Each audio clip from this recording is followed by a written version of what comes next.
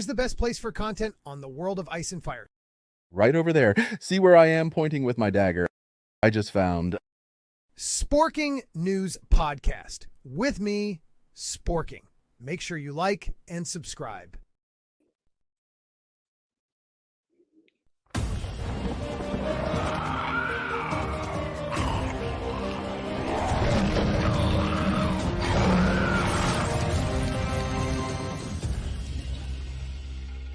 All right. Hello, my summer children. How are you today? Summer child, summer children. I don't know. I'm working on like a greeting, but my wildlings. How are my wildlings today? This is Scott, Spork News Podcast. We do a Spork of Ice and Fire, which is not only a Song of Ice and Fire content like House of the Dragon and not Game of Thrones, the books and things like that, but we will start diving into other fantasy shows. I know when the Harry Potter stuff comes out, I'm definitely going to be all over that. And some of the new books that have been procured to be made into movies. What's the word they use? I don't know. What do you think, Tina? What is it called? I had the word for a second. Optioned. Optioned. Optioned. Yes, optioned. I think it's Feist and a couple others. So, but when we get there, we get there. But right now, Mr. Grant Gregory will be back in a little, but Bad Takes Bojan's with me. How are you? I'm doing pretty good. It decided in the Midwest that it is ready for fall. We had 90 degrees up until about Sunday, and the storm blew through, and we had a high of 65 today. So, isn't that beautiful? See, I'm on the East Coast. It's been like it. They say it's in the upper 70s, but it feels that the humidity around here sucks. But today was a little bit cooler in the 60s, I think. I don't know. But it was nice. It was definitely nicer than it has been. I'm ready for fall. I am definitely, my favorite season is fall. I don't dream of spring. I am not part of the winds of winter. I want fall, which means he finished the books. Anyway, well, I feel sorry for anybody who's in the Florida Panhandle. If you are, I hope everybody is safe and that the hurricane, if it comes, it passes very swiftly and quietly and does not leave you in too much trouble. So I thought like Jeremy from Geeks and Gamers is over in that area. I remember talking to him about it once in Boston. I think he's out in the Panhandle area. That sounds I might about be right. wrong. Yeah. Yeah. I didn't even know I don't watch much news anymore. I just keep an eye on my forecast. So I hope everybody is all right out there, down there, and anywhere you are in the world. One man thought I tried to catch the whole thing. Thank you for being here, buddy. We also have Awesome One is in the house. April, May. Fashionably late. We all are. So don't worry about that. She also says, so glad I know. Wait a minute. I got it. Woot, woot. Hellos. So glad I got a notice for this. Yeah, it doesn't always happen. It doesn't always happen. And you guys might hear my son is having a meltdown. So if you hear a child, he is not in pain. But my son screams louder than either one of my daughters ever did at that age. Like, wow. He was like, I barely can hear out of this ear because I was bringing him in from the outside. Outside. And I was like, no, dude, you're coming in. And he just, kids, man, high pitch. Do you watch a guy named Dad Chats? He's on Facebook and YouTube. No. I'll have to check them out. Yeah, he's really, really funny. And they have a child that is big into putting ranch dressing on everything. So he has a baby monitor on in the 2-year-old's room, and he hears kind of some rustling in the middle of the night. Then he hears, oh, that's terrifying. That is terrifying. I never put ranch on anything until I lived in Pittsburgh, PA, because their pizza was so terrible back in the 90s. I can't say it's not, I don't know how it is now, but back in the 90s, it was terrible. And where I went to school, Duquesne was downtown and pretty much everything shut down. And there was like one place, what was it? Goodfellas, Godfather, something like that. And it was like a paper thing of 2 liter of soda. It was like a weird paper thing, like like those wax covered type containers, Oh, okay, okay. and then a large pizza for $5. And they always gave you ranch. And I was like, why do they give you ranch? And then I realized the pizza sucks so bad that you dunk it in ranch. And ever since then, ranch, like I love ranch. I never liked it before that. And I've always been a blue cheese guy, but ranch has taken me over. But we digress. Now, when I saw you put sad about the gammon stuff, are you talking about like Sandman and stuff like that? I think I watched the first season of Sandman, and that should tell you if I don't really remember it that well. Second season is coming out very soon. Yeah, I can't really remember and then there was like weird cartoon thing, right? Animated thing in between with crows. I remember something with that. Release the McCracken. We couldn't finish it today, could we, buddy? We're Monopoly Go pals. That was a tough one today. Oh, Yeah. gotcha. Yeah. You know what? I don't know what happened, but I think there was a bit of a fallout over the last season of the most recent adaptation, the one that's with Terry Pratchett. He Dead co-wrote. Boys Detective Agency. No, Gods and Omens. There we go. Good Omens. Thank you, April. Oh, I liked that one. I did like that one. The first season. The second season didn't grab me like the first season did. So I never finished it, but I did like Good Omens. I thought it was first of all, those two actors are great. I mean, fantastic. Did you watch the first season? I watched the whole first season. We got lost in other things and haven't gone back, but it's on our to watch list. Yeah. But and I want to give Gaiman a break because we don't know if any of the allegations of misconduct are true. But that's towards him, Gaiman. Yeah.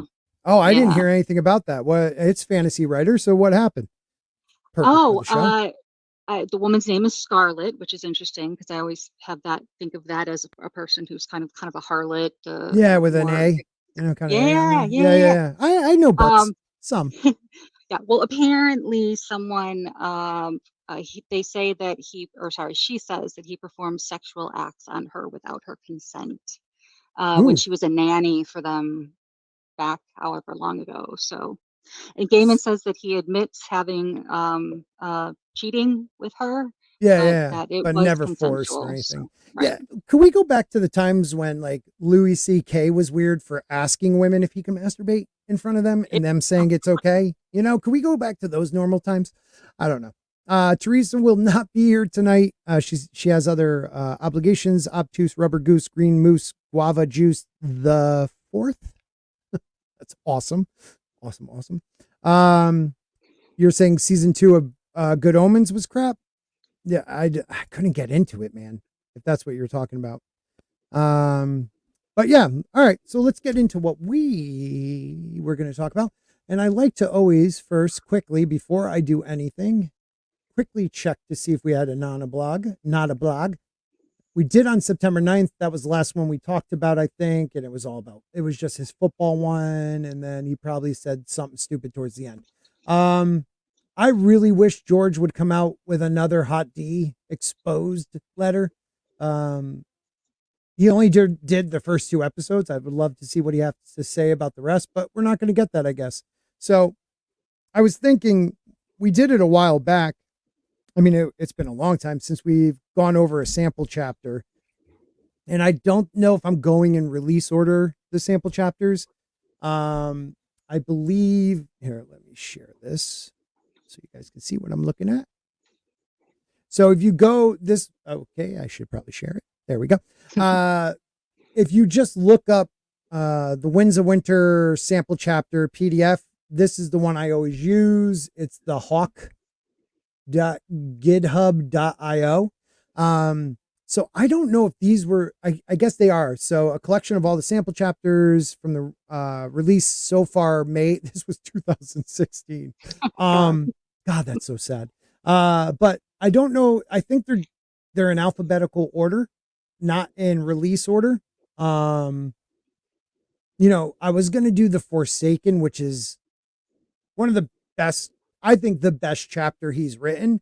For what it is, like it's like a horror movie almost. Like, it's just Mm-hmm. one of those chapters that's just like, wow.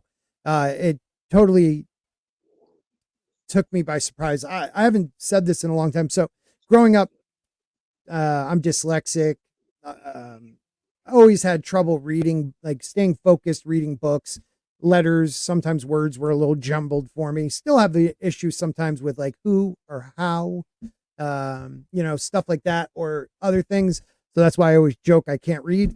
And I read what I had to read to get through school, and then never read for enjoyment.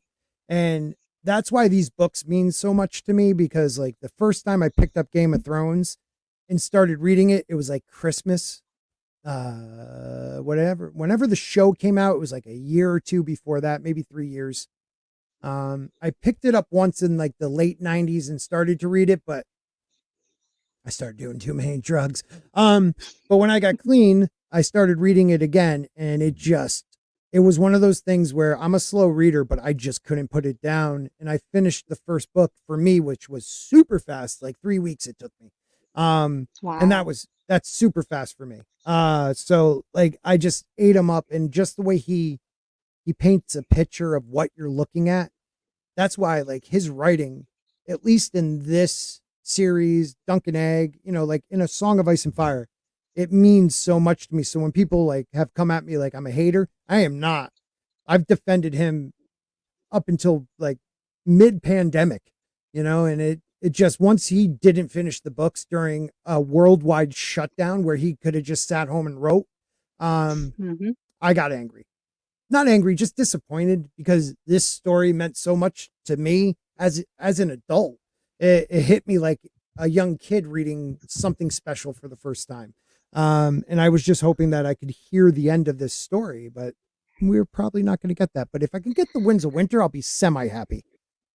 And I think that really puts, I mean, I wouldn't say that Rick Riordan is at the same level as R.R. Martin and Tolkien, but Hmm. my husband has the same story about Lord of the Rings, and my Hmm. son, who's also dyslexic, the only thing he's ever read, and he's started his doctoral degree now. The only thing Right. he's ever read for pleasure were the Percy Jackson novels and all of their spinoffs. See, it's just something So, that grabs you. mhm, Like Lord of the Rings, I read when I was younger, but like because of the I hate saying disabilities nowadays because everybody has them, but it was hard for me to like concentrate. I have to go back, reread chapters. I was like, where the hell am I? But because I read Martin again, I remembered like the love of Tolkien. Like, oh my God, mhm, I gotta read this again. Like, I don't I don't know if this is the original one. My uncle gave me for like a Christmas present one year, and I had it for so many years, and I don't think that's it. But he gave me The Hobbit and the three other books, and after I caught up and had so much time in between now and The Winds of Winter coming out, I had so much time between the two books. I reread those, which was a lot of fun. But I have to say, like Tolkien, I mean, he's the OG, and I love his story, and you could see his characters. But for me, Martin just it's a painting. I could see it visually. mhm, Maybe I'll put that like Tolkien's is more of a painting. Martin's is like a film for me. Like it plays out like a film in my mind. Um, but I mean, Tolkien is Tolkien. You can't mhm. knock him for anything. His work was fantastic. Um, but yeah, Agreed. that's how I was. But I wanted to say I saw a couple other people pop in, so say a quick hello to them. I see the great Sunny Frank from South Florida. Do you have to worry about weather right now? Because I hope not. Um, Miss Martin Muses is off tonight. I'm sorry to tell you, but please stay, hang out. She's amazing, isn't she? I love Teresa. And she said she'd stop in the chat and say hello. Um, yeah, she is great. The Raging Sicket. What is that? Psych. I see. I can't read. Satanist? That's a Okay. new word for me. Okay. That's all. That's all. I'm sorry she's not here, guys, but she'll be back hopefully next week. April May says, yeah, his writing style is for me.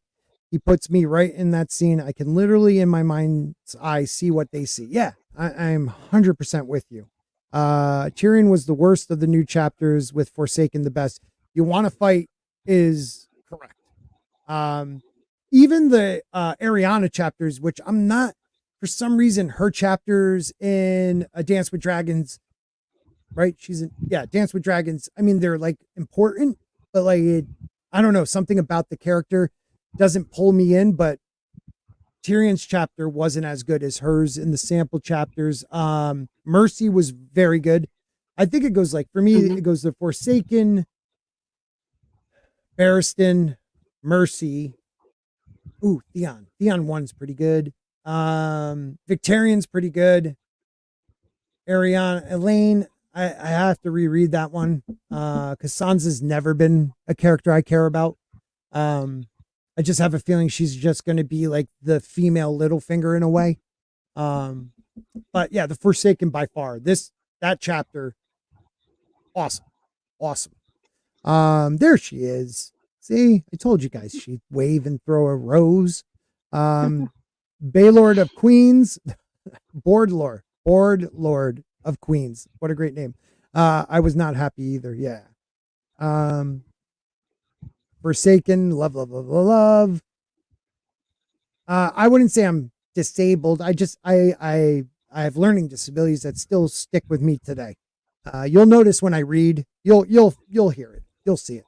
It took me a long time to get over what I was. It was terrible. It's a special Spork cadence to your speaking. Yeah, exactly. I have a special cadence.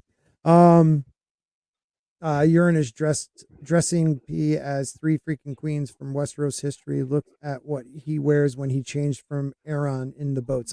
It's crazy. It's a crazy, awesome acid trip. Terrible acid trip. Jane Theory. Lord of the Rings sometimes feels more historical fiction than historical fantasy. Yeah. It's like a true mythology of fiction. I don't know. Yeah. If you wanted to create a medieval lore, Lord of the Rings is it. I mean, that's what he went out to do. We don't have like a historical lore in England that everyone can get behind, that's fanciful and this and that. So he decided to make it, and it's freaking awesome. Wow, we have so many different people right now. Sammy Garden Party. I guess he doesn't read the chat. I am reading the chat. What did I miss? What's up, Adega? How are you? Thank you, Jane. Yeah, Sammy, I'm sorry. I was on a little kick there. Did to me as well. Here, no weather worries because I am on the East Coast. Good. Miss Martin Muse has the night off is correct. You wanna that Tyrion chapter though with Penny. Tyrion killed Penny. He did. He strangled her when he was mad, and we never hear her again. She is just not there. Yeah, that's a good one right there. Did he end up killing her? Did he kill her? That's a really good question. I'm gonna have to reread that because I don't know. I guess he may have. We're getting Jane. My Winds of Winter friend. Jane, you got to come back on at some point just to hang when you're ready. Yeah, he is reading it down. Thank you, Raging. I am. I'm sorry. I try to keep up. I get into moments. It's tough because I usually have a big panel, so it's hard to read the chat. But I wish I got to do more one-on-ones with you guys, so I can actually just me in the chat. He wrote it 2 ways. I wish I could say that better, but this story is meant to be read and heard. Wait a minute. Maybe this was the part that I missed. Same Spork, but this story, we are in so much ick because he wrote luck because he wrote it 2-sided, written word and spoken word. Are we talking about the Forsaken and stuff? Because that's a transcript of his readings. Some say Penny dropped in that scene. Yeah, I don't know. Maybe he did kill her. I'm just trying to remember the scene. I remember him getting like aggressive with her, getting mad at her. Yeah, her hands are fluttering. Oh, damn. Just like Shay. You're right. And then she fell silent. There's Miss Martin Muses waving at you guys. Banana Facts with Banana Dave. Did you know during the making of the first 3 books, Germ had a steady diet of bananas, including banana bread, but stopped before the last book? Coincidence? Think not. Thank you, Banana Dave. That is There's nothing important. better than homemade banana bread. Yeah. Gotta say. Yeah. Oh, banana zucchini bread, banana bread. Oh my God. Ooh, good stuff. Yeah. Yeah. Yeah. The whole story is meant to be read and listened to. It comes together then in a way I can't even put to words. Okay. I like that. I never even really thought of it that way, but you have a point. Yeah, I know So that why don't we, yeah, when go it ahead, came please. to the when it came to the audiobooks, I found that I could listen to the A Song of Ice and A Song of Ice and Fire books and follow and follow along. But when I Right. tried to do the audiobook version of Fire and Blood, it was like somebody reading like a history text from school. Well, that's what it is, It was though. harder to pull it out. It is. Very true. That's what Yeah. it was written. Absolutely. But that one was harder, I think, to appreciate as an Yeah. audiobook. Now, in the first, how many books did what's his name? DeFree, the old guy who did the first few audiobooks. He's a legend, and I can't remember his name now. Something Grant knows his name. All my audiobooks I do myself. I make Scott's voice read them. Yeah, he does. Wait a minute. Do I have any of that he has given us? Hold on. Here, is this Is it Roy Dotrice? Is that who you're yeah, that's it. Roy Dotrice. Okay. And he is awesome. This is, where is it? We have some audio. Spork episode song. No, here it is. Is this it? Chapter 1. The Frozen Winds. The howling winds pierce through the desolate landscape. This is all Grant AI. Of a winter long awaited. In the That's heart not me. Of Winterfell, its halls now this is glory. Jon Snow this was when stood at the battlements, his eyes fixed upon the vast expanse of snow-covered fields. Okay, so this was when I think he was doing a AI book, like chapters to finish the story. Like he popped into AI some information and it spat that out. But yeah, he likes to make it so I read it, which I like. A feast of ashes. It even like pauses like I do and stood stuff. on the battlements of So Castle cool. Black, his eyes scanning the wilderness beyond the wall. Yeah. Somewhere off in the far distance, a dying man was screaming for his mother. That's horse! The Tyrion chapter. A man horse. was. All right. Uh-oh. We lost Scott. Oh my goodness. We lost That's him. embarrassing in your own and then show. he left. That is embarrassing in your own show. I guess when you hit the wheel and push it, it actually can kick you out of the thing. Sorry about that, guys. That is what we call I don't want to call it a boomer anymore. It's an Xer. I pulled an Xer or That's good. Xzoomer. I don't know. It was definitely an Xer though. My bad. Here we go. Okay. All right. Why don't you make those legit videos? He could put crackling fire in the background. This is brilliant. Yeah, I'm telling you, he should. I don't know who I was talking to, but someone said if I read chapter by chapter of A Song of Ice and Fire, they would listen to the videos. So I'm thinking about doing that. Maybe working with Grant where we can just get my voice going and then let AI take over or something, or I'll actually read it. I don't know. Let me know in the chat below if you would actually listen to that. Very Gary. And Gary's not here tonight. Okay. Thank you, Queens. That was. One of my kids is here to say goodnight. So just give me 1 second. Teresa, if you want to talk about anything, or you could start reading. Do you want to say goodnight? Sounds say goodnight. good. And I'll pretend that my name's she's going to say Teresa, goodnight so real that's quick. okay. Say goodnight. Good night. And you want to say goodnight? Come here. Say goodnight. Night. You guys hear him? I'll make it easier for you. Say good night. Good night, Oh, sweetie. jeez. Blew my ears out, little man. All right, guys. All right. I'll be right back. All righty. Let's see. Oh, April, I'd like to. I'm clicking in the wrong spot, April. I apologize, but I like this one. I thought he fell off his chair and pulled his table down or something. That would have been amusing. That I could absolutely see Gary doing. Just, you move 1 inch in the wrong direction and the entire room could collapse behind you. I swear. Let's see. We could animate it for you. I draw super serious stick folk and such. That would That's really be awesome. cool. That's That would be awesome. awesome. I think Jane said once that she would listen, and I think she said it again. Yeah, I can Yes, let she it did. do. You let AI do it, and it's quick. Sunny would listen. That's Sunny would listen. That's awesome. Good night, Jane. Love you. Oh, she's saying it to my kids. Jane says good night. Oh, Liam. Liam's in the house. How are you? What are we else? Cam's in the house, which is a Sporking member. Also, the guinea pig, Tommy. Thank you guys for being here. One Man Show says, I don't know if I could support you that far. Those books are almost as long as some of mine, maybe as background during house cleaning or yard work. I'd be fine with that. I'll read it and then we'll do an AI one. We'll see which one's better.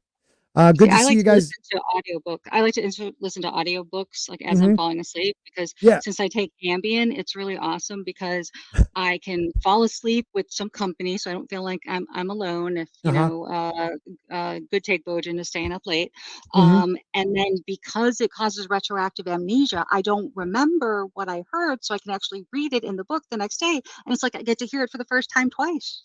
Yeah.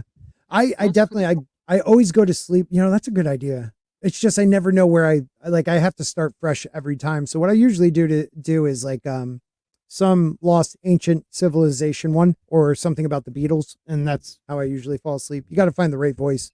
Um, Exactly. all right. So let's start this bad boy. So, Sir Barristan, this is a sample chapter from the Winds of Winter. This was from the World of Ice and Fire app, which I need to get. I don't know if I have that app. I think I'll have to look. Because the cool thing about the app, if you guys have never had the World of Ice and Fire app, is that if you're reading pages from like a chapter from one of the books, there are editor and author like notations next to certain things that give you more information than you would have without just reading the book alone, which I found out through a amazing YouTube channel. Oh God, Order of the Green Men, excuse me. Order of the Green. They haven't been around in so long. I almost blanked on their name, but one of the best theory channels. They come up with some of the craziest, awesome theories and break it down in a couple videos. Like, John is the child of Ned and Chardane. It's a great video. So check it out. Okay, let's see. All right, now I'll start. Okay.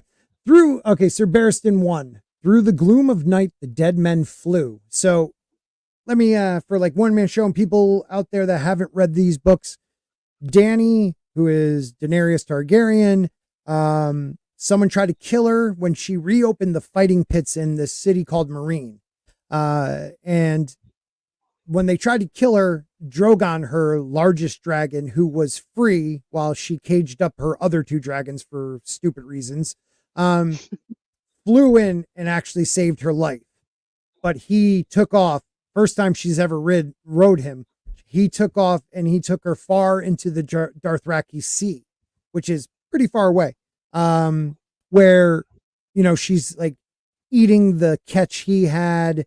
He's not listening to her because she's not being a dragon. She's being this timid thing that's trying to please everybody as a queen in this city. And that's the reason why I could see George making her the evil one, because she tried like the nice way and the appeasing people way, and she got screwed over. But she, when her first child was miscarried, and her husband was died from an infection.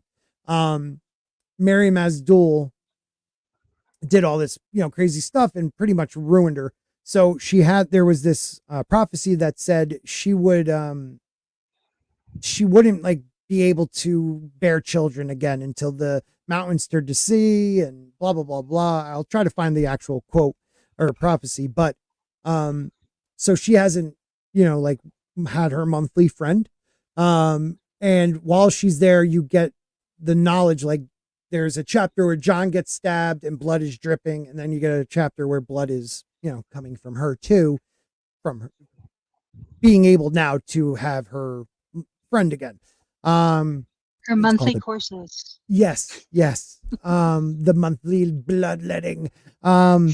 So she, and then she gets surrounded by the, Akalisar, and, she's left there. But while she's gone in Marine, people are playing Sir Barristan Salmi against, her husband, who is, I always can never pronounce his name, but it's probably in here because he locks him up. We'll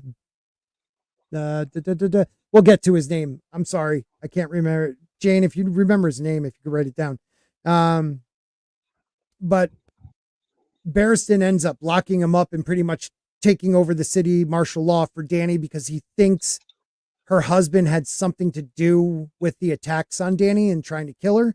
And while this is going on, Slaver's Bay, this is the biggest city in Slaver's Bay, all the slaver cities that Dany conquered and freed the slaves have now gone back to slavery and now decide to attack Marine. Also Karth, which is on the other side of the continent, that Dany spent time there in like one of the first books, second book. They brought their navy. I mean, they're all coming down on Marine, and Sir Barristan has some pit fighters, Dany's Unsully, some green boys, pretty much he's been training.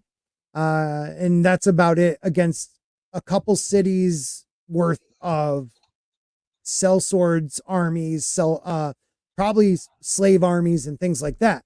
So this is where we're coming in. Now he's dealing with this siege, and we really haven't had much from the siege yet. And this is what we're getting. First chapter with Barristan, right into it, which I love. Hisdar, thank you. Hisdar, Sonny. Hisdar, something. What's up, Grant? Hello, sir. Yeah, we're just getting into the reading. You got here perfectly. Yeah. Did you? I noticed that you did the one that I did for you earlier. Which one?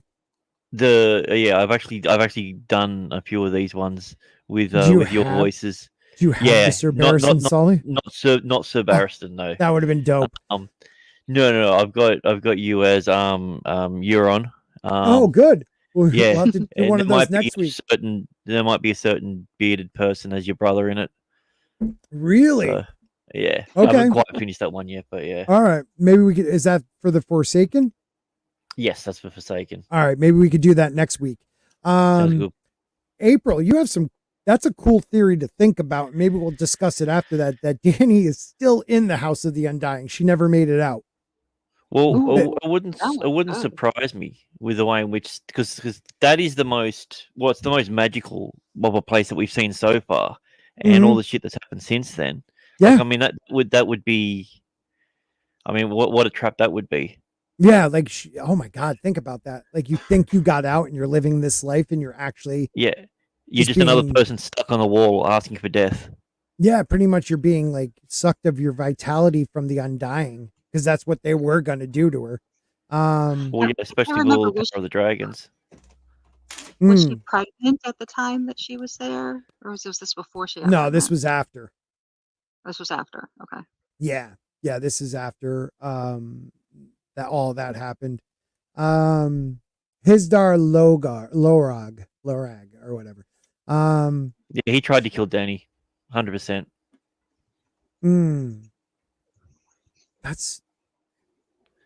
Dude, you think he was? It was him? Yeah, I definitely think it was. The poison beetles and shit. I don't think it was Hisdar. I think it was one of the sellswords. Not Belias, the other one. Because he wanted war so bad, and he wanted to like oppress the people of Marine so bad because because of their class system. Who the hell is it? We'll talk about it after. Okay. Let me finally start reading so we can actually get through this though. Through the group. That's me reading, everyone.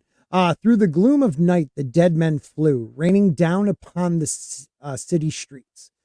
The riper corpses would fall to pieces in the air and burst when they came smashing down onto the bricks, scattering worms and maggots and worse things. Others would bounce against the side of a pyramid, the pyramids and towers, leaving smears of blood and gore to mark the place where they struck. Oh, sorry, my kids were in there. Hope I don't give her nightmares with that one. Huge as they were, what's that? No, I was going to say there's nothing scary about like corpses and maggots. Yeah, every kid's bedtime story has it. Yeah, no, everyone. Is that the one I'm thinking of? Yeah, Shave he's Pate, the right? Yeah, he's the Chevade. What are they? I don't know how it's pronounced. I pronounce it Shave Pate. Yeah, Shave Pate. Yeah, he's that whatever that is. The leader of the Brothers Beasts. Mm-hmm. So maybe he was that one. He could have done it. Most people think it's either that or the Green Grace, maybe. Galar, whatever name I think there's a group. I think there's more than just one person. Like the Green Grace is definitely involved with the Harpies. I mean, but I still think he does it. He gets rid of her. He rules everything. He's in charge of it all. That's what he wants. Mm-hmm. Yeah, maybe his star is not like he was sort of portrayed like in the show. No, and you're right. We'll talk about it. I like Sonny's. My tinfoil theory is that they are all dead. That each one really died and was not resurrected. We might have to talk about that again. Keep an eye on people's chats while I'm reading, and then star any you think we should read. I want to keep the chat. I can't bring them up. Okay. I need to reconnect your account again. So. Oh yeah, just let me know what you need. Huge as they were, the younkish trebuchets did not have the range to throw their grisly burdens deep into the city. Most of the dead were landing just inside the walls or slamming off barbicans. Is that barbicans? Barbicans? Barbicans. Yeah, and then not sure what a barbican is, but parapet and the defensive towers. I've heard of that one before. With the six sisters arrayed, I love when most people read these things. They're actually like really good at it. Let's see. With the six sisters arrayed in a rough crescent around Marine, every part of the city was being struck, save only the river district to the north. No trebuchet could throw across the width of the Shekahazdan.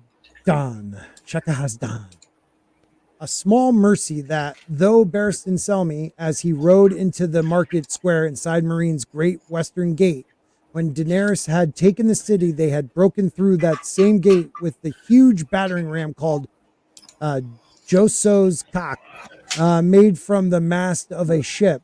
The great masters and their slave soldiers had met the attackers here, and the fighting had raged through the surrounding streets for hours.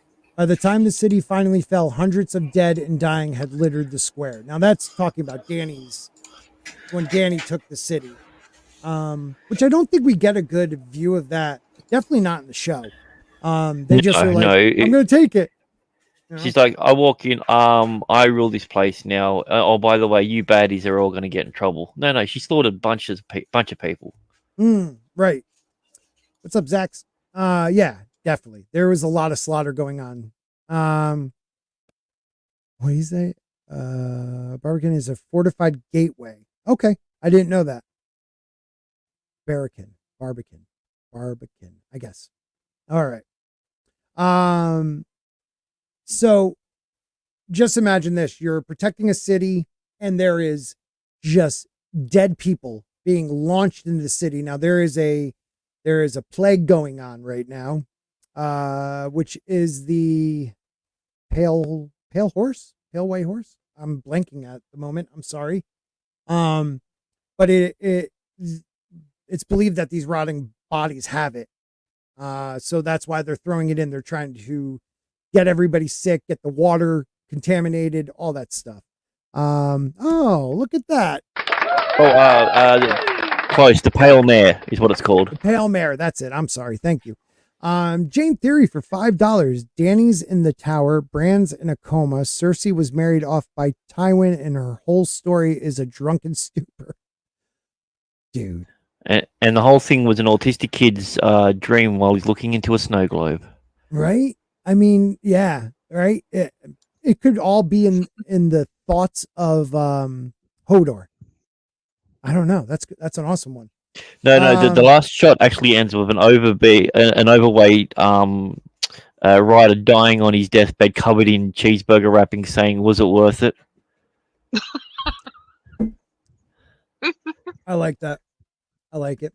A small mercy that though Barristan Selmy, I read that part. Joe's cock.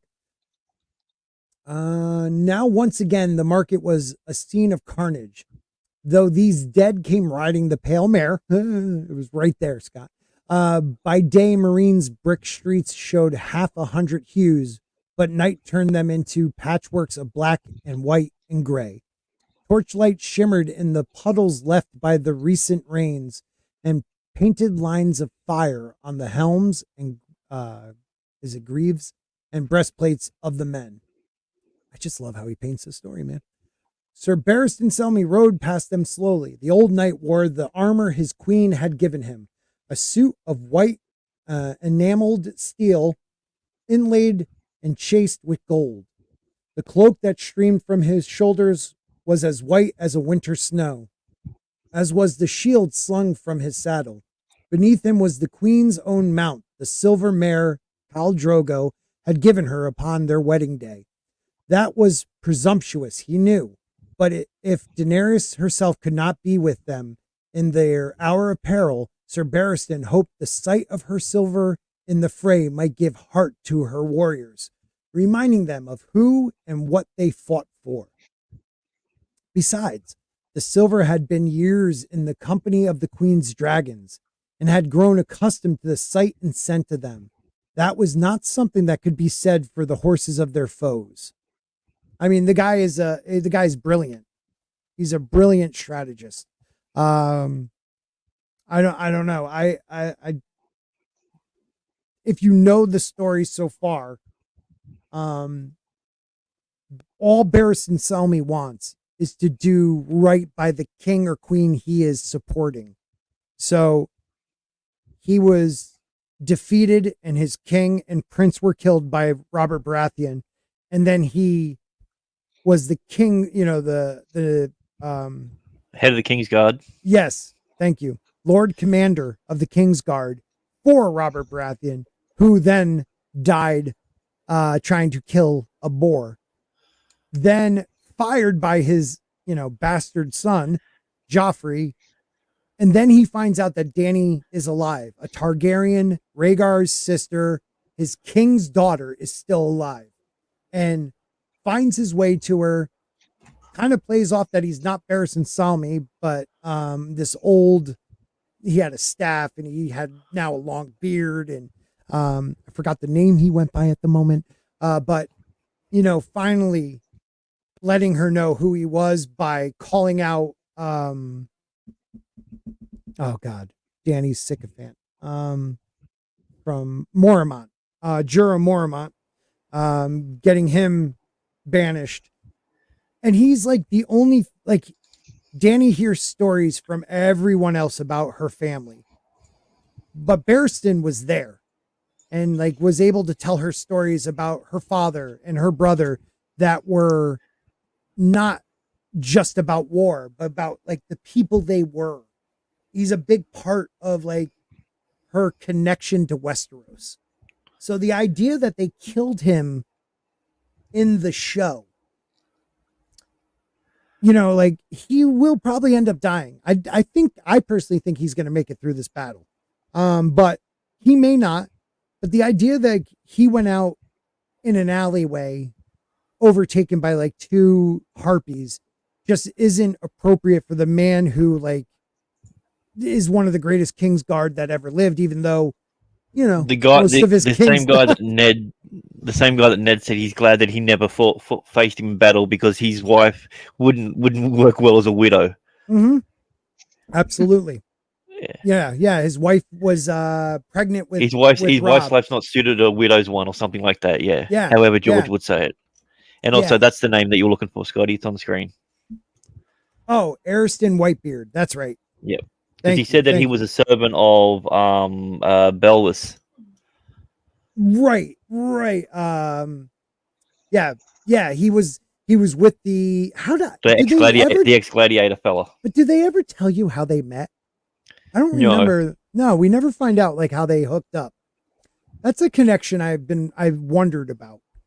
The thing is, though, Barristan knew what Jorah had done that whole time, and he did nothing. Exactly. I always wondered why. Was he waiting for the right moment, the perfect time for her not to forgive and just banish him and get him out of the way? Well, that's the thing. If the one thing that he lacked throughout his entire career was politicking, and look where it got him.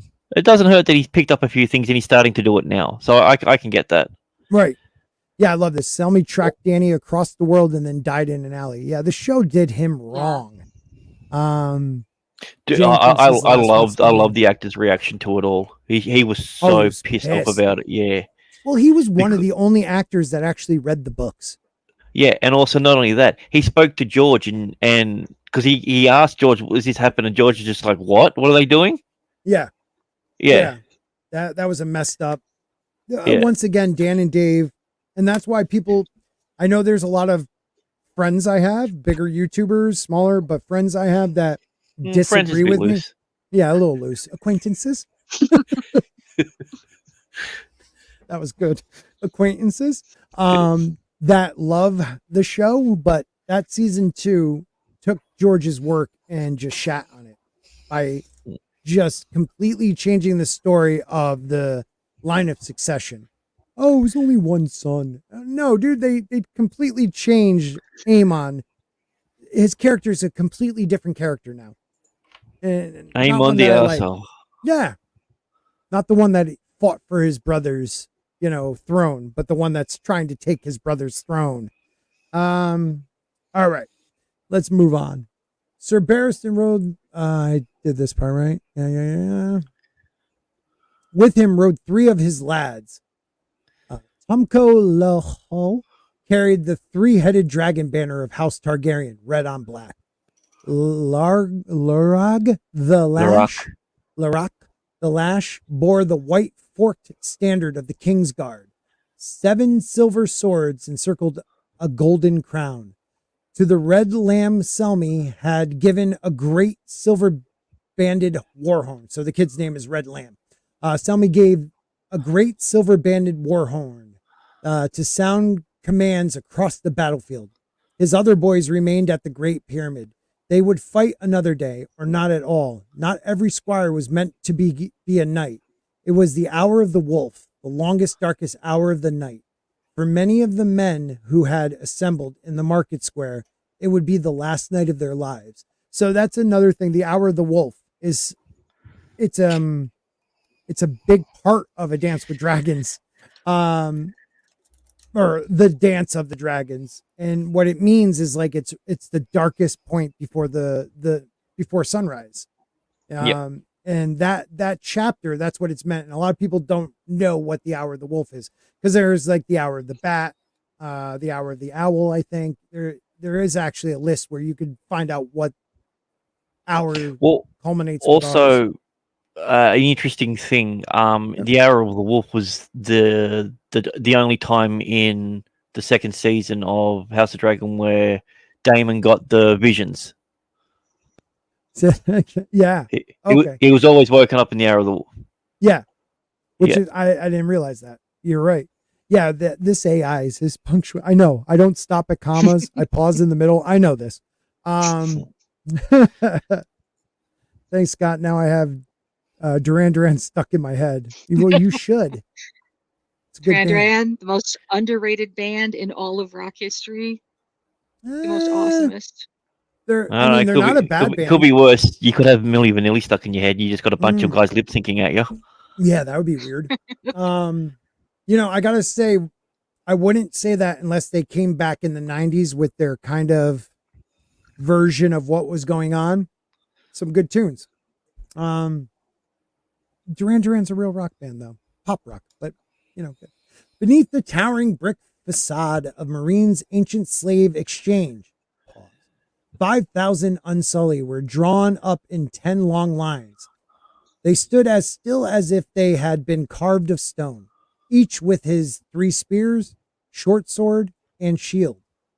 Torchlit winked off the spikes of their bronze helmets and bathed the smooth-cheeked faces beneath. When a body came spinning down amongst them, the eunuchs simply stepped aside, taking just as many steps as were required, then closing ranks again. They were all afoot, even their officers, Grey Worm first and foremost, marked by the 3 spikes on his helm. So really, he's just giving us a breakdown of who's there. The hour of the martini. The Stormcrows had assembled beneath the merchant's arcade, fronting on the southern side of the square, where the arches gave them some protection from the dead men. Jokin's archers were fitting strings to their bows as Sir Barristan rode by. The widower sat grim-faced astride a gaunt gray horse, with his shield upon his arm, his spiked battle-axe in hand. A fan of black feathers sprouted from one temple of his iron half-helm. The boy beside him was clutching the company's banner, a dozen ragged black streamers on a tall staff topped by a carved wooden crown. The horse lords had come as well. Crow. That's all right. Crow. I'm sorry. Thank you. Wooden crow. Yeah. See, that's just I see something else sometimes. The horse lords had come as well. Ego and Rakoro had taken most of the queen's smaller Khalasar across the Shaka. What was it again? Shaka Zulu. Shaka Zulu. But the old half-crippled Jagaran Roma had scraped together 20 riders from those left behind. Some were as old as he was, many marked by some old wound or deformity. The rest were beardless boys, striplings seeking their first bell and the right to braid their hair. They milled about near the weathered bronze statue of the chainmaker, anxious to be off, dancing their horses aside whenever a corpse came spinning down from above. Not far from them, there's a lot of freaking people in this city. It's big. Not far from them, above the ghastly mounted monument the great masters called the Spire of Skulls, several hundred pit fighters had gathered. Selmy saw the spotted cat amongst them. Beside him stood fearless Ithoth, and elsewhere a Senra she-snake, Cameron of the Count, the brindled butcher, Togash, Merago, Orlos the catamite. Even Gohar the giant was there, towering above the others like a man amongst boys. Freedom means something to them after all. It would seem. All right, let me try that again. Freedom means something to them after all, it would seem. The pit fighters had more love for Hisdar than they had ever shown Daenerys. But Selmy was glad to have them all the same. Some are even wearing armor, he observed. Perhaps his defeat of Karaz had taught them something. Selmy fought a pit fighter. Pit fighters never wear armor. It's one of their things. Yep. And he beat this powerful pit fighter. And so I think some of them learned, okay, in a battle, it's a little different than fighting one-on-one. Because they laughed. They called him a coward for wearing it. Yeah. And it's not like he's a coward, but I'm still going to be alive after this sort of thing. And yeah. Yeah, it does look like he did that. Because the guy's weapon got stuck in the armor from memory. Yeah, when he right. hit him, and then I think he hit him and he pinched it or something. Right? Something like that. Yeah. Germ generates his names with a bag of Scrabble tiles. Yeah, he might. So I mean, what we're getting is giving you a visual of what's going on in Marine. Just give me 1 second.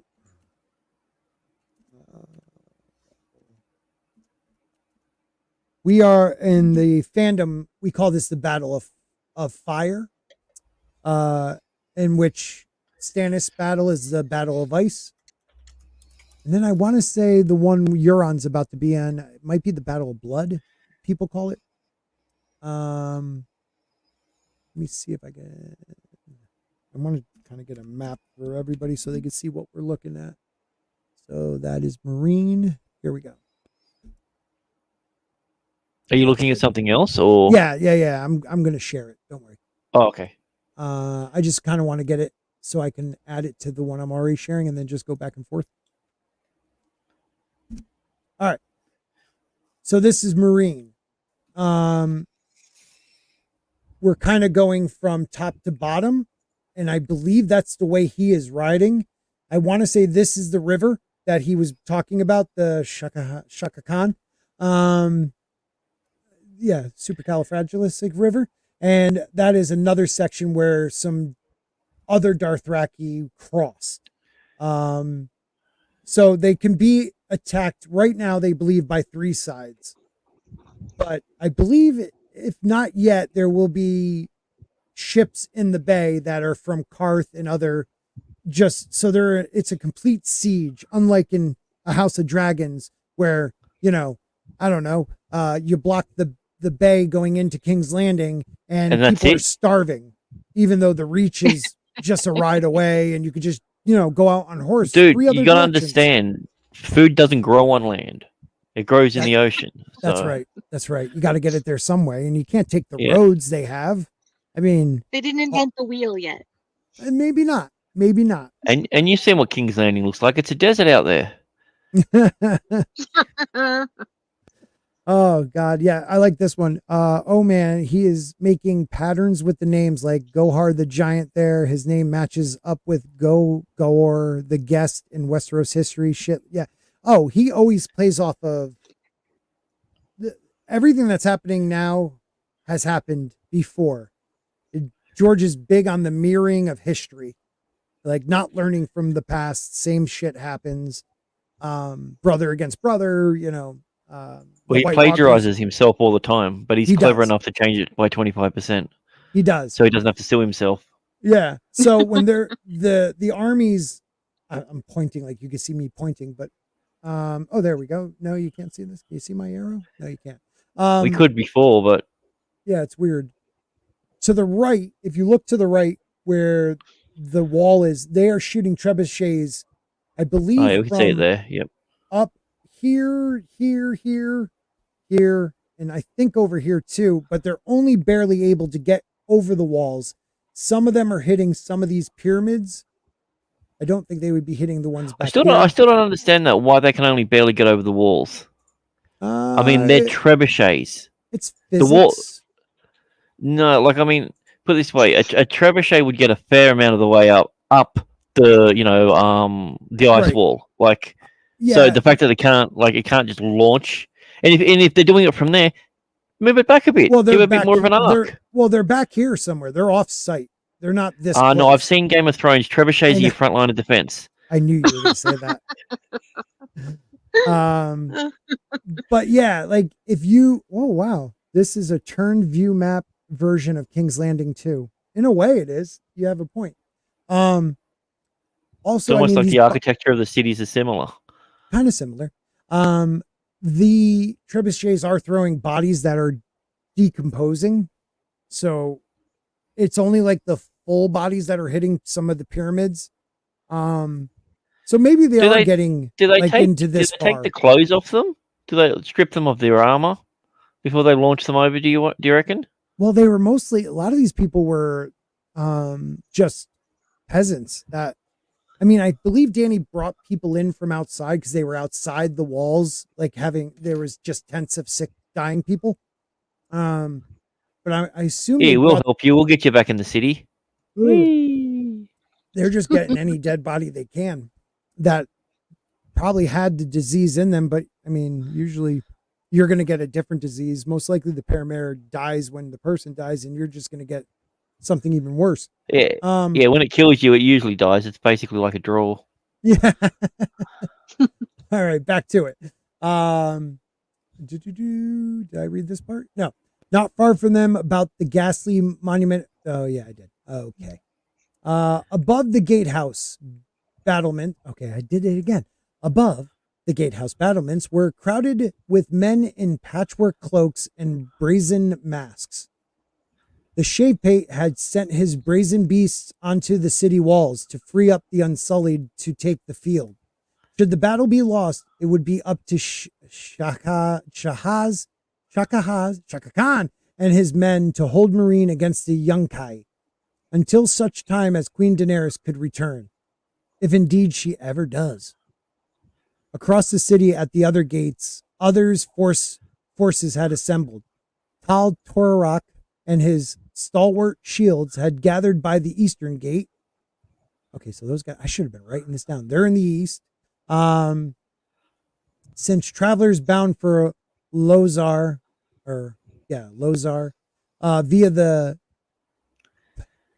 Isaiah Pass, always left that way. Marceline and the mother's men had massed beside the south gate, the yellow gate. Okay, so that's the yellow gate.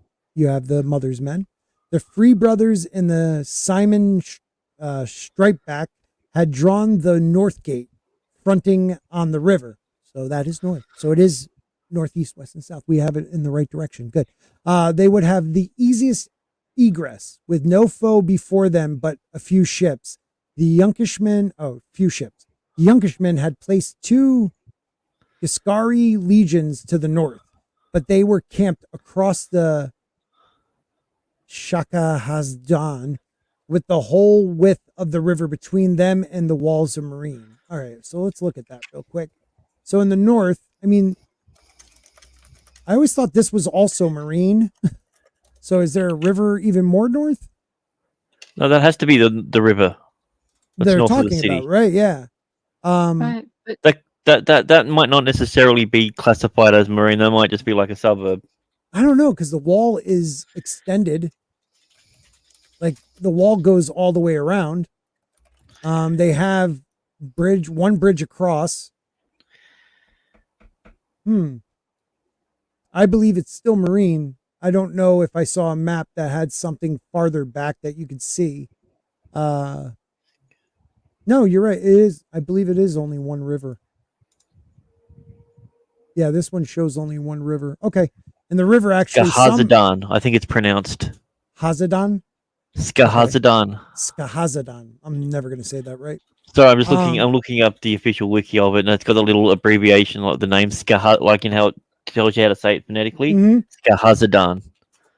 Hold on one second. Keep talking, guys. Give me 1 second. Sure. Yeah. So Skahazadan. Yeah, I don't know how he comes up with these names half the time. That's a lot of what's going on in Marine. I keep getting confused who's who because it reminds me of when I read Anna Karenina back in high school, and Yeah. you know both the first and the last names of all the characters were like 20 letters long, and Yep. I just got lost as to who was who the whole time. So. Yeah, it's not like Lord Steve and Reverend Bob or something that's a little bit easier. You're like, oh, it's the guy that has the really weird name with the Z's and the K's and the H's in there. You're like, yeah, that doesn't narrow it down. Absolutely not. That's why I like the Scrabble tile one comment about how the names are generated. So Skahazadan. Yeah. Skahazadan. All right. Skahazadan. Skahazadan. Sorry about that, everybody. I wanted to get out my official maps, the lands of ice and fire that my family bought me. My wife and kids got me one year. So let's see. Skahazadan. Let me see what we got. So the known world, the west, central, Essos, the east, Westeros beyond the wall. The free cities is number 7. That's Slaver's Bay is number 8. That's what we want. Yep, that's me. Just stopping to pull a map out. Yep. Mm-hmm. Old map pulling Scotty is what they used to call him. Used to call me back in my day. Yep. That's King's Landing. Scars are done. Don't worry about the Skahazadon, everybody. You know, the name won't come up anymore now. You won't get your chance to say it again. I'm going to screw it up anyways, probably. Yeah. Here we go. Slaver's Bay. Let's take a look at Slaver's Bay map. Oh, I didn't know I was on the big screen. Well, yeah, you showed up a map. What are you going to show it on a little tiny spot? Yeah, I just wanted to see how the lay of the land was. All right, so Marine is there. You guys see it? Marine? Sort of. Yes. Yeah, I'll make it a bit bigger. There we go. Yeah. So that's Marine. That river goes all the way up. So the river comes all the way up here. Which river is that again, Scotty? It's the Skahazadon. Oh. Did I say it The right? Skahazadon. Yeah, I say Very it right. good. You did. You did. Yeah, that is the Skahazadon. It goes all the way to Valma. Something like Oh, that. never mind. We had a good run. Yeah, I was trying. All right. I gotta like do something with all these maps. They're so cool. Okay, back to our story at hand. Okay. Right. I'm sorry. Wrong story. Oh God, not again. Let's see. The main Yunkish camp lay to the west, between the walls of Marine and the warm green waters of Slaver's Bay.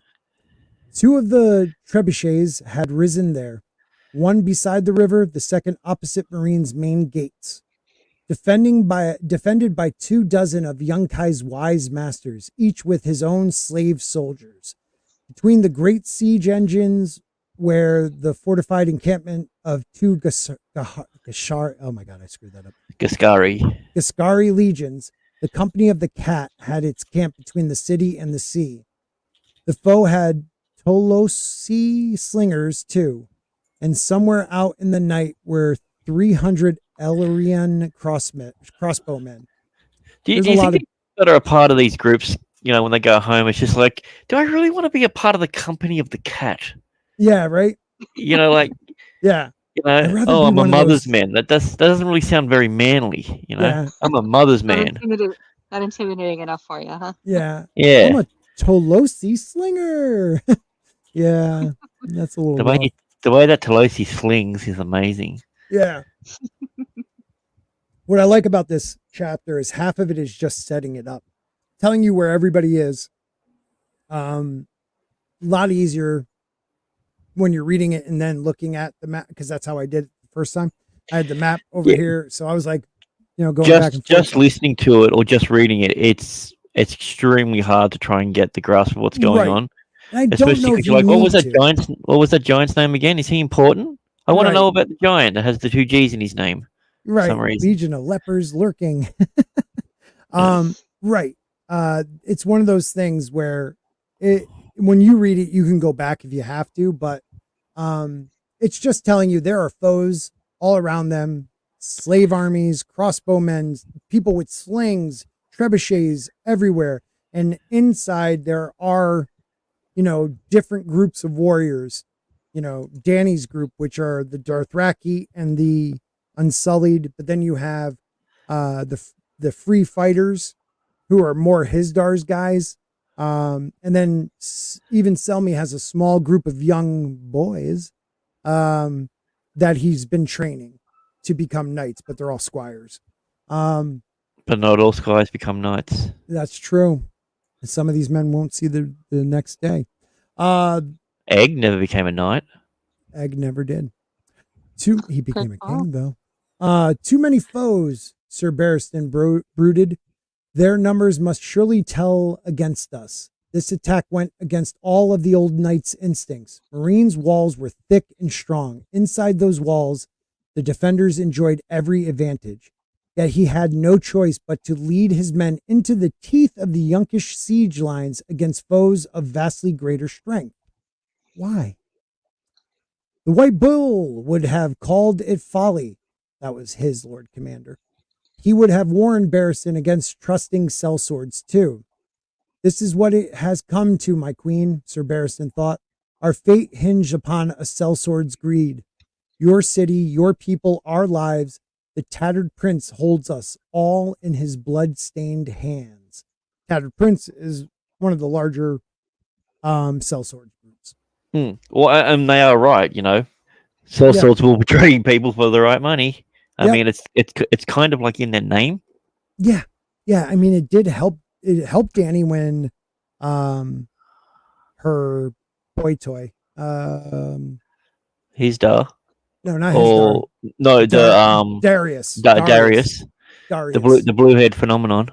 Yeah. He literally killed 2 other sellsword leaders and came to her side. So it is something that would be, you think what Selmy must have been thinking, like, what the hell am I, I'm trying to defend a city that's not my home for a queen that's missing, who he is devoted to, with people he cannot trust other than probably the Unsullied and the Dothraki to a point.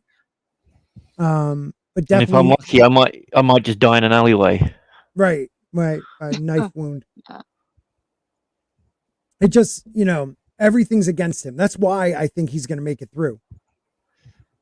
That's why I think he'll make it through. I think George will do a correction of what the show did. Whether he was going to kill him off there and then, I think because George wasn't happy with what they did and how they did it. George is the sort of person who's, I'm going to say petty enough, but I'm just going to say petty enough to rewrite an entire character's journey just based purely and simply to spite people. Right.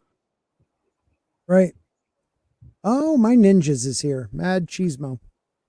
Feel free to jump on, buddy. You got the link. Yeah, he does. Even if their best hope proved to be forlorn hope, Selmy knew that he had no other choice. He might have held Meereen for years against the Yunkai, but he could not hold it for even a moon's turn with the pale mare galloping through its streets. So his whole philosophy of warfare is turned upside down by this disease that is ravishing people. And while it's already in the city, they're throwing dead bodies just, to put a spike in it to make sure you're going to definitely get this disease even worse. So he knows that he has to stop those trebuchets, because without that, he can't, at least, if it wasn't dead bodies flying in, he might have been able to quarantine one area and keep all the sick there and hope that they can ride it out. They have fresh water, they have food. So he could have lasted a few years, like he said. All right. So do you all right, just jumping ahead a little bit. Yeah. Do you think the ending's going to play back? Do you think Daenerys is going to come back and swoop in right at the last second? For some odd reason, I don't think she is. No, me either. I think she's going to come after the battle is lost and probably terrible things have happened to the people in Meereen, and then she's going to destroy them. Yeah, as long as they don't play the bells, I think she'll be right. Yeah, you can't ring bells around her. She freaks out. Because I can't quite remember in the TV series, did the Ironborn show up? Yeah, Victorians. Yeah, I think that's in this chapter, actually. That's in this, okay? Because I could, not because this in my chapter, head, the very end of this chapter, but Victorian sample chapter, I think, talks about it. Yeah, because in my head, I know I'm seeing them arrive, but I don't have any details in my head, so I'm wondering if it was just me remembering it from the book, or yeah, it's almost like Victorian shows up. That's a huge jump because they take out some ships in the bay, and then they actually land some men. And then Tyrion is working really hard at trying to turn the sellsword group he is with to Dany's side. So that's going on also. So there could be there's a lot of moving pieces that Selmy has no clue about. So for him, like if he knew maybe that, okay, I have Ironborn fleet showing up and these sellswords are going to come to our side, he may not do the ride out. But, this is for him right now. He has only what he knows. Well, at this stage, he doesn't even know what side the sellswords are even on. Yeah, right. That's And true. Go ahead, Tina. No, you go. I was going to say, in the series, I thought a big part of them being successful was Tyrion releasing the dragons, which can't happen. So I don't know if anyone's going to be smart enough or daring enough to attempt to do that. And if so, is there any way to assume that the two dragons on their own would attempt to attack the enemy versus attacking the people in the city themselves? So I worry that unless Daenerys comes back with Drogon, I don't think the dragons are going to be part of this battle at all. Why do I feel like the dragons get out somehow? I haven't read these in a couple years. Yeah, I was going to say I read this when it first came out, and I don't think I've touched it since. Well, I've read Forsaken a couple of times. Right, Forsaken I've read a few times, but the other ones, maybe Mercy twice, but the other ones I've read once. And I don't know if I'm envisioning the show, fan fiction like Preston Jacobs and those guys, but I feel like at some point there are two dragons flying over. And it's one of those things where they're just attacking, whoever. But I could be wrong on that too. I don't remember. Mm-hmm. Oh, the Quentin too. Yeah, Quentin's the one who tries to free them. Yeah. Yeah, no, that's right. Does he actually free them? He loose? He gets the chain loose and then he gets so-called burnt to a crisp, but I think he's alive. I would join, but haven't read this. We're reading it too. I'm reading it out loud. And wouldn't have much to offer outside of complete derailing. Oh, I'm at another wedding. Look at me, Mr. Popular. All right, let's read a little bit more because we're going to end it in about 40 minutes. So even their best hope proved to be, did I read that part? Be forlorn hope. Selmy knew that he had no other choice. He might have held Marine. Oh yeah, I did. A hush fell across the market square as the old knight and his banner bearers rode towards the gatehouse. Selmy could hear the murmur of countless voices, the sound of horses blowing, whickering, and scraping iron-shod hooves over crumbling brick, the faint clatter of sword and shield. All of it seemed muffled and far away. It was not a silence, just a quiet. The indrawn breath that comes before the shout. Torches smoked and crackled, filling the darkness with shifting orange light. Thousands turned as one to watch as the old knight wheeled his horse around in the shadow of the great iron banded gates. Barristan Selmy could feel their eyes upon him. The captains and commanders advanced to meet him. Jokin and the widower for the Stormcrows, ringmail clinging under faded cloaks, Grey Worm, Sure Spear, and Dogkiller for the Unsullied, and spiked bronze caps and quilted armor. Ramo for the Dothraki, Cameron, Gohor, and the Spotted Cat for the Pit Fighters. You know our plan of attack, the White Knight said, when the captains were gathered around him. We will hit them first with our horses. As soon as the gate is open, ride hard and fast straight at the slave soldiers. When the legion form up, sweep around them. Take them from behind or from the flank, but do not try their spears. Remember your objective. The trebuchet, said the widower, the one the Yukon call Harridan. Take it, topple it or burn it. Jokin nodded. Feather as many of their nobles as we can, and burn their tents, the big ones, the pavilions. Kill many men, say Ramam. Take no slaves. Sir Barristan turned in the saddle. Cat, Goghor, Cameron, your men will follow afoot. You are known as fearsome fighters. Frighten them, scream and shout. By the time you reach the Yunkish lines, our horsemen should have broken through. Follow them into the breach and do as much slaughter as you can. Where you can, spare the slaves and cut down their masters, the noblemen and the officers. Fall back before you are surrounded. Goghor smashed a fist against his chest. Goghor not fall back. Never. Then Goghor die, the old knight thought soon. But this was not the time nor place for that argument. He let it pass, and he said, these attacks should distract the Yonkais long enough for Grey Worm to march the Unsullied out the gate and form up. That was where his plan would rise or fall, he knew. If the Yunkish commanders had any sense, they would send their horses thundering down on the eunuchs before they could form ranks. When they were most vulnerable, his own cavalry would have to prevent the long enough for the Unsullied to lock shields and raise their wall of spears. At the sound of my horn, Grey Worm will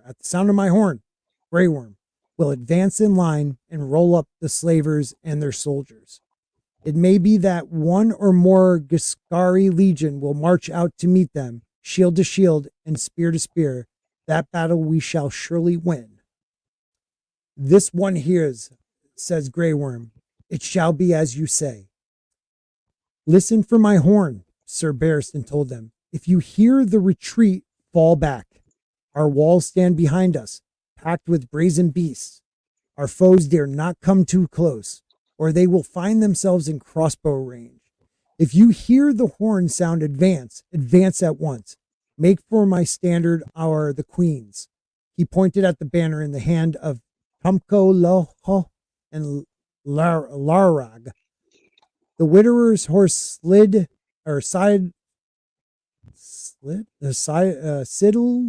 I can't read right Sidled. now. Sidled, right? So got to his left. Sidled right next to him. All right. Yeah, it's And like drifting, but for horses. Okay, I got you. Tokyo Drift. I know that show or that movie. And if your horn falls silent, Sir Knight, if you and these green boys of yours are cut down, it was a fair question. Sir Barristan meant to be the first through the Yunkish line. He might well be the first to die. It often worked that way. If I fall, command is yours. After you, Jokin, then Grey Worm. Should all of us be killed, the day is lost.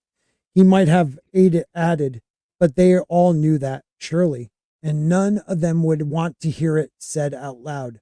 Never speak of defeat before a battle. Lord Commander Hightower had told him once, when the world was young, for the gods may be listening. A lot going on right now. I'll keep going for just a little bit more. It's almost at the end, actually. And if we come upon the captain, asked the widower, Dario Naharis, give him a sword and follow him. Though Barristan Selmy had little love and less trust for the queen's paramour, he did not doubt his courage nor his skill at arms. And if he should die heroically in battle, so much the better. If there are no further questions, go back to your men and say a prayer to whatever God you believe in. Dawn will be on us soon. A red dawn, said Jokin of the Stormcrows. A dragon dawn, thought Sir Barristan. I mean, did you see it in your mind? Because I did. This is like... Well, I saw what I originally had in my mind. My problem is it gets so muddled up with the TV series. Yeah. Mm-hmm.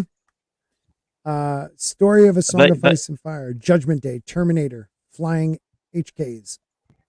But your perfect English accent helps me envision a Barristan. Yeah, I was gonna do the English accent. You want me to? I will next time. Red Dawn Wolverines. I'm with you on that one, bro.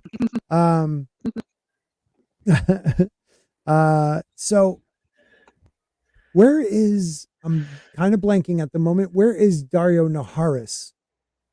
With Barristan, they literally No, just said it. no, he isn't. Yeah, Darius isn't with them. I thought he you just spoke to him then. No. He asked, and if we come upon the captain, that's Darius he's talking about. Meaning, if we come up upon him, give him a sword and follow him. Oh, I can't remember. Sorry, I thought Dario was saying that. No. I don't remember if he went out to fake. Is he going out to get the trebuchets? Well, I don't remember if he went out and faked a flipping of sides, or he got taken prisoner.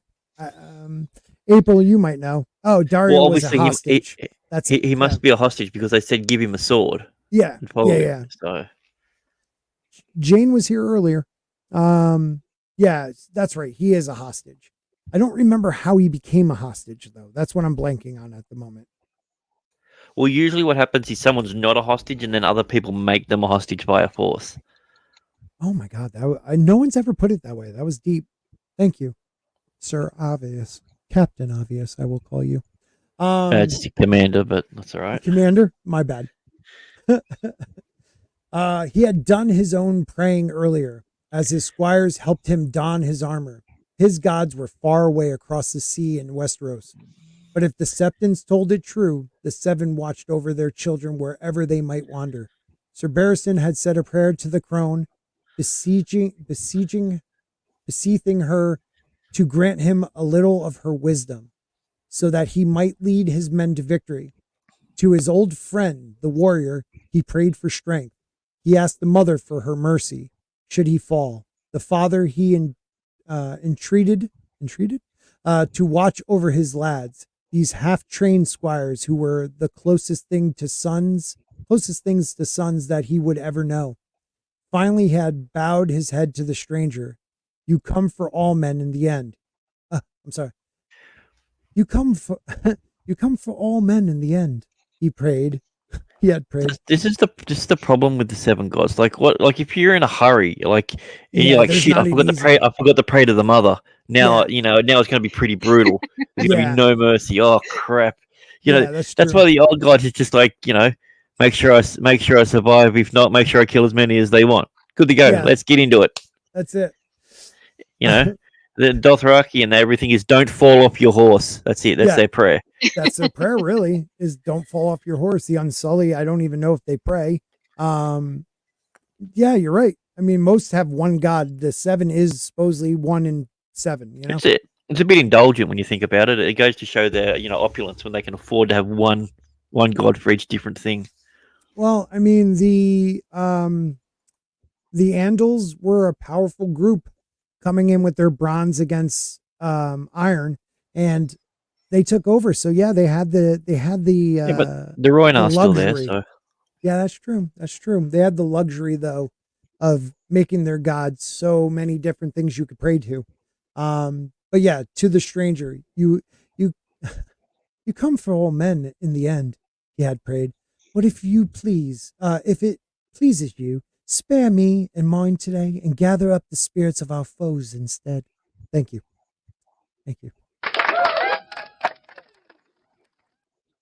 Out beyond the city walls, the distant thump of the trebuchet releasing could be heard. Dead men and body parts came spinning down out of the night. One crashed amongst the pit fighters, showering them with bits of bone, brain, and flesh.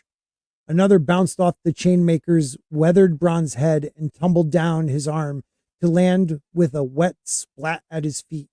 A swollen leg splashed in a puddle not 3 yards from where Selmy sat waiting on his queen's horse. The pale mare, murmured Tumko Lauho. His voice was thick, his dark eyes shiny in his black face. Then he said something in the tongue of the Basilic Isles that might have been a prayer. He fears the pale mare more than he fears our foes, Sir Barristan realized. His other lads were frightened too. Brave as they might be, not one was bloodied yet. He wheeled his silver mare about. Gather round me, men. When they edged their horses closer, edged them, he said, I know what you are feeling. I have felt the same myself 100 times. Your breath is, I can't do the voice. Your breath is coming faster than it should. In your belly, a knot of fear coils like a cold black worm. You feel as though you need to empty your bladder, maybe move your bowels. Your mouth is dry as the sands of Dorne. What if you shame yourself out there, you wonder? What if you forget all your training? You yearn to be a hero, but deep down inside you fear you might be craven. Every boy feels the same way on the eve of battle. And grown men as well. Those storm crows over there are feeling the same thing. So are the Dothraki. There is no shame in fear unless you let it master you. We all taste terror in our time. I'm not afraid. The red lamb's voice was loud, almost to a point of shouting. Should I die, I will go before the great shepherd of Lazar. I know that's probably not how it's pronounced. Bob Lazar. Yeah. Break his crook across my knee and say to him, why did you make your people lambs when the world is full of wolves? Then I will spit into his eye. Sir Barristan smiled. Well said. But take care that you do not seek death out there, or you will surely find it. The stranger comes for us all, but we need not rush into his arms. Whatever might befall us on the battlefield, remember, it has happened before, and to better men than you. I am an old man and an old knight, and I have seen more battles than most of you have years. Nothing is more terrible upon this earth, nothing more glorious, nothing more absurd. You may retch. You will not be the first.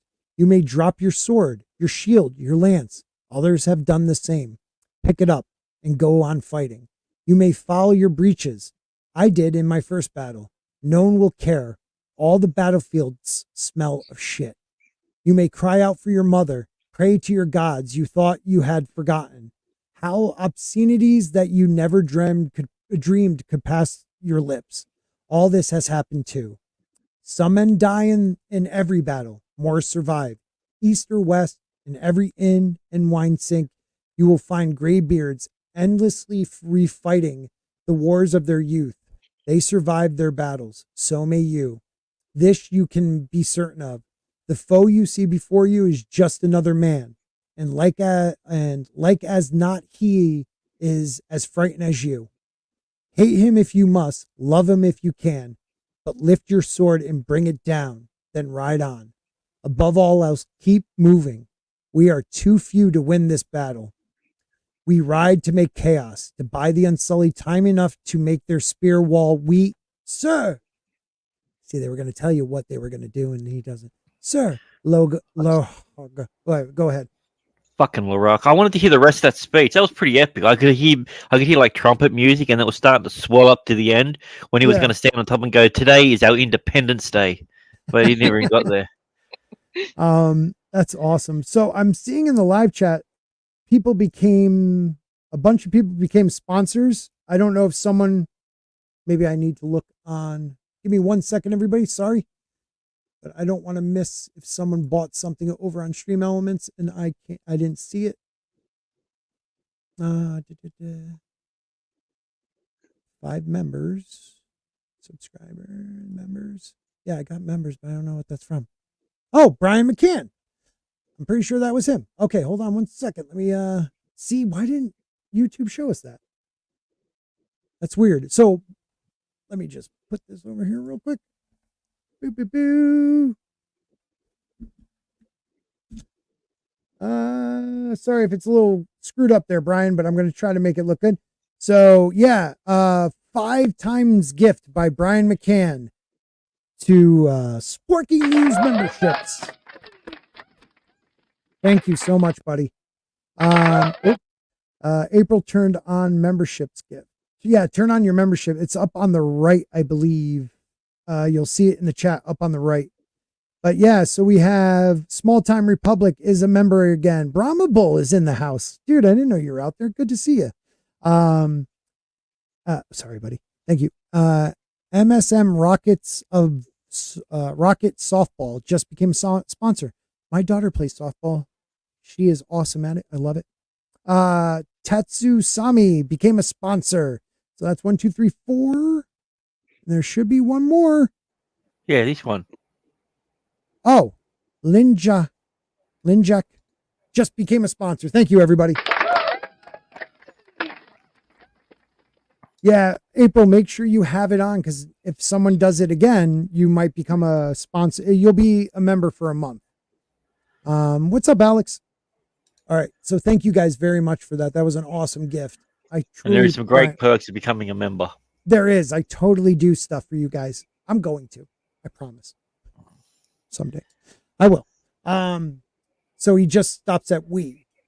Sir, Lokar pointed with the King's Guard banner, even as wordless murmur went up from 1,000 pairs of lips. Far across the city were the shadowed steps of Marine's Great Pyramid, shouldered 800 feet into a starless sky. A fire had awoken where once the harpy stood, a yellow spark at the apex of the pyramid. It glimmered and was gone again, and for a half a heartbeat Sir Barristan was afraid the wind had blown it out. Then it returned, brighter, fiercer, the flame swirling, now yellow, now red, now orange, reaching up, clawing at the dark. Away to the east, dawn was breaking behind the hills. So before we finish it, I guess we'll finish it. Okay, we'll finish it real quick. Another 1,000 voices were exclaiming now. Another 1,000 men were looking, pointing, donning their helms, reaching for their swords and axes. Sir Barristan heard the rattle of chains. That was the, how do you say that? Portcullis coming up. Next would come the groan of the gates, huge iron hinges. It was time. The Red Lamb handed him his winged helm. Barristan Selmy slipped it down over his face, fastened it to his gorget, pulled up his shield, slipped his arm inside the strap.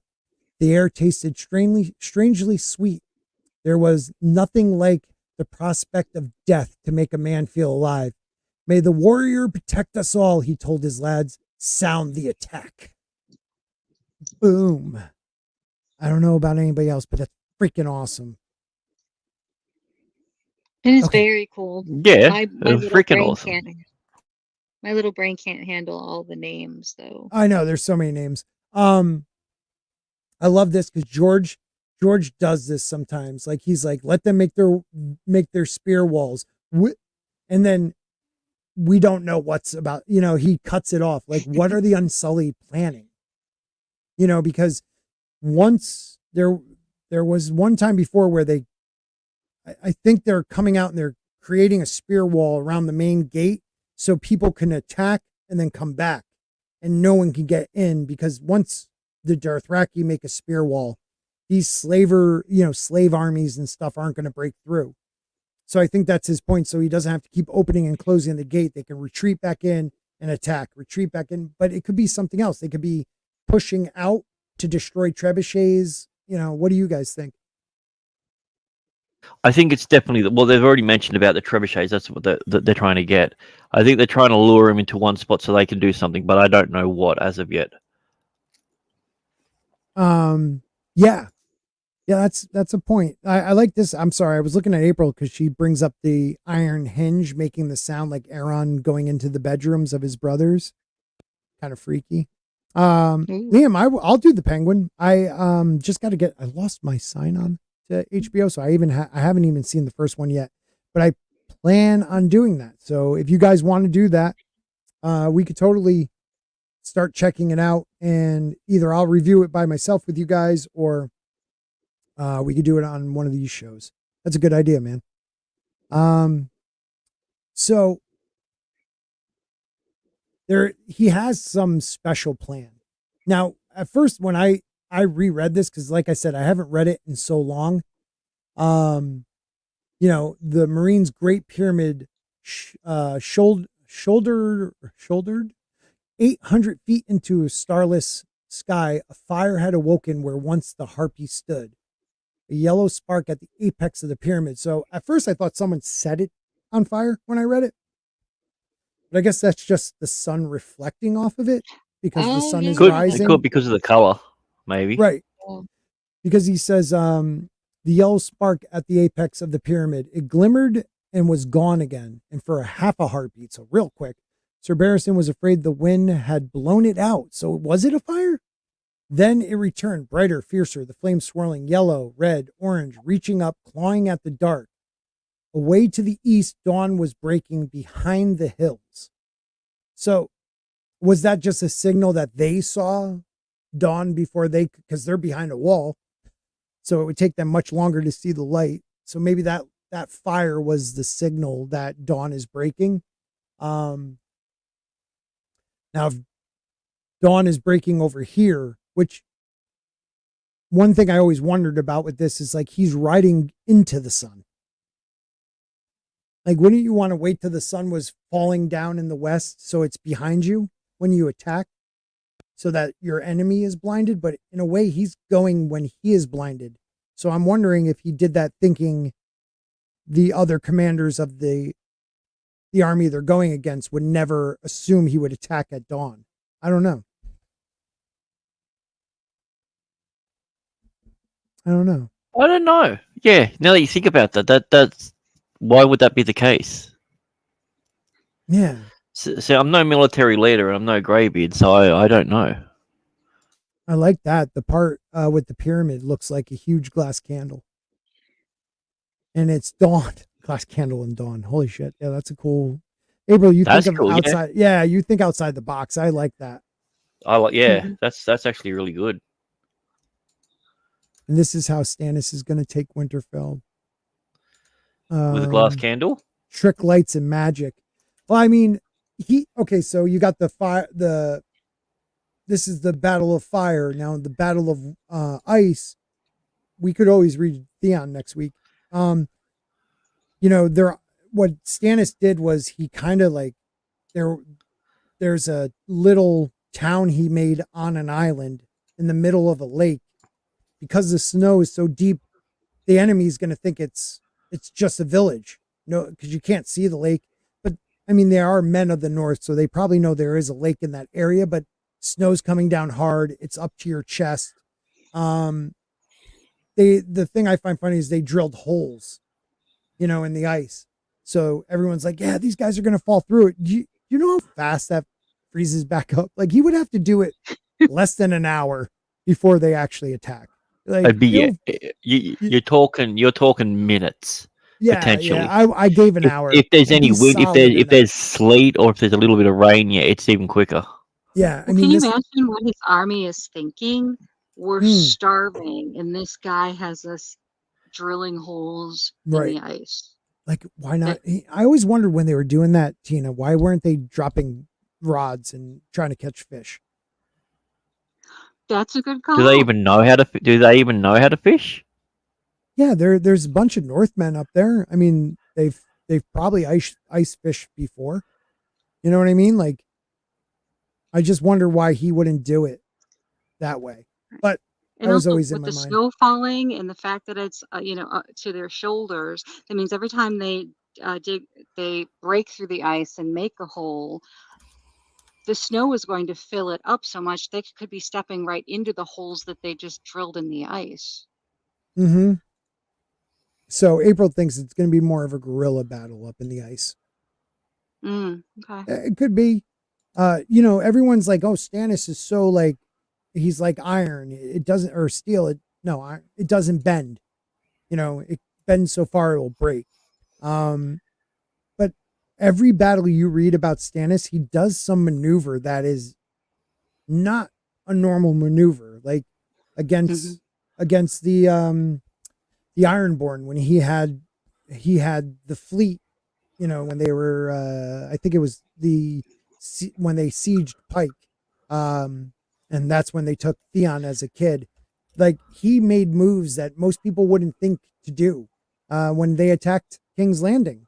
If it wasn't for the wildfire, there's a good chance he would have been in the city before Tywin and Loras and all those guys showed up. You know what I mean? So, like, he is a very good commander. No doubt. Yeah, I see what you mean to keep that ice weakened, but it'll freeze up really fast. The winter has hit, and it is, the way they talk about the snow in the north, it's halfway up Winterfell's walls. And Unless they're placing something in there. It could be something like that. Or they keep just going out and keeping them, moving. Only way to keep it weak once drilling holes through it is to pour ice into it around the outside of it. Yeah. Yeah, he hired pirates. Like even though he took Davos's fingers for smuggling, he hires his pirate buddies to help. He's changed a lot ever since the Lord of Light has entered his life. It's kind of funny that way. But back to this battle. So they go out this main gate right here, and they're just going to go. And I guess the Unsullied most likely will build some type of extra wall right here. And then they'll be able to retreat. I don't know what he plans with the Unsullied, but I love how he almost gives it to us and then takes it away.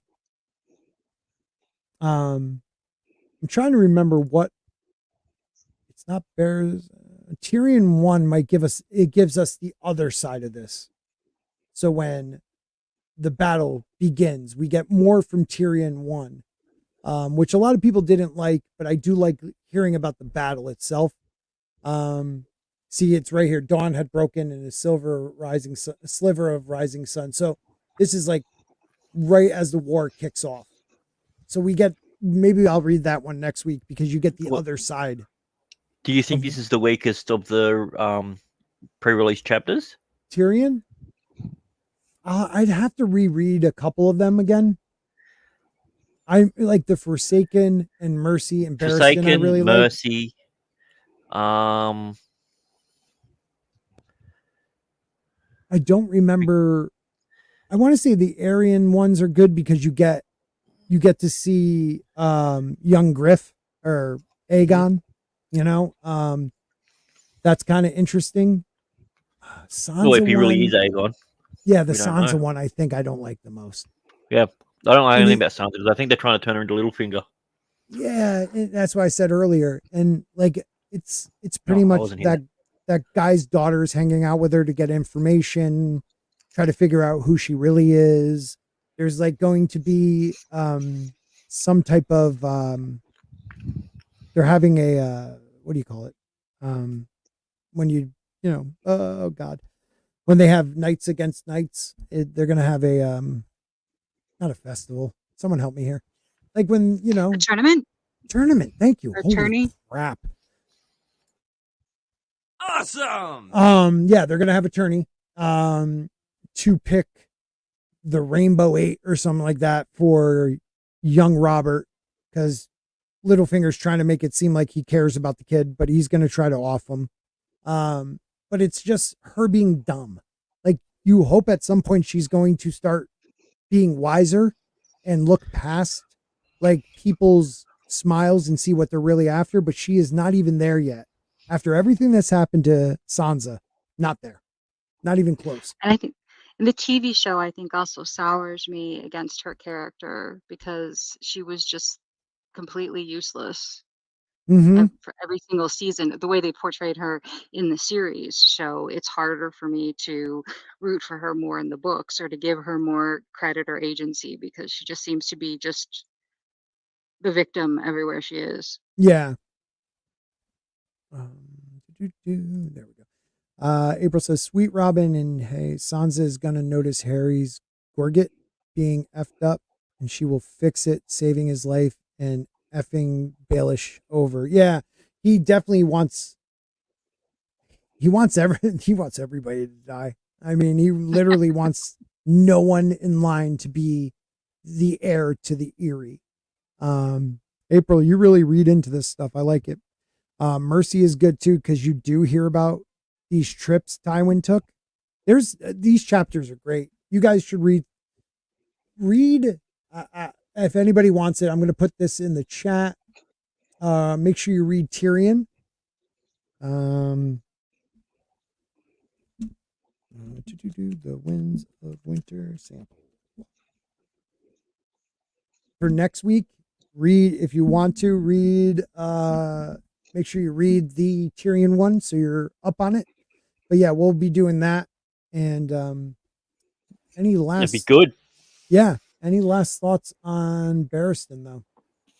Yeah, I think he's an absolute Chad. I love his speeches. I think he's got some of the best speeches that we've seen, maybe short of Euron, but then Euron is just a whole nother kettle of fish. So Yeah. I swore in this chapter he does a speech that gets everybody stoked. But maybe I thought so too, but then maybe it was just me that was getting stoked. Yeah. Yeah. So, I mean, I do remember how he talks to the kids, letting them know every man goes through this. Don't be scared. You don't be frozen in battle. Which it's okay to shoot yourself as long as you pick up your sword, wipe the shit off, and then smear it on the enemy's faces. You don't have to hate them. Yeah. Just, just kill them. Kill them with death until they die from it. He actually says he rather if love them, make sure you love them. Yeah. Where was that part? It was down here, which I found. Yeah, it's like hate them if you must. Yes. But love them if you can, or something. Yeah, something to that effect. Which is like one of those things, like what? Everybody feels this. So that's it. The wisdom of the greybeards, which I'm a little worried about how they're going to treat the greybeards in season 3 of House of the Dragon. Because they were the single-handedly best army in that entire thing. Like, it goes to show you how tough the North is. Yeah, like truly. These are the guys that they send off to die, who don't serve a purpose anymore. Yet they're they weren't good enough to defend against the others and whites, but you could take them. They might help you out, and you find out they're some of the most badass fighters. Yes. We'll see what happens. I wonder if they're going to get as much credit as they deserve, because if they're going to have Cregan Stark come down with them, I'm afraid that his character is going to take too much of the attention away from the North in general. It's going to be all about him, and I mean, he's not supposed to show up until he's not there, so that's the point. Because he literally sorry. Yeah, but even when he was talking to Jace and everything, he said he couldn't do it. He has the North to defend. Yeah, he will send his greybeards in his stead, and then all of a sudden he's there. Well, exactly. Was he there with the greybeards? Yeah, he's right there in the montage. I don't remember seeing him, but he's crossing. He's crossing where the phrase are. Do you think that at the Twins? Do you think they added him because, like at the very end, because such a reaction from the first episode? Like the idea that these guys they're all about numbers. They're not about the story. I'm sorry.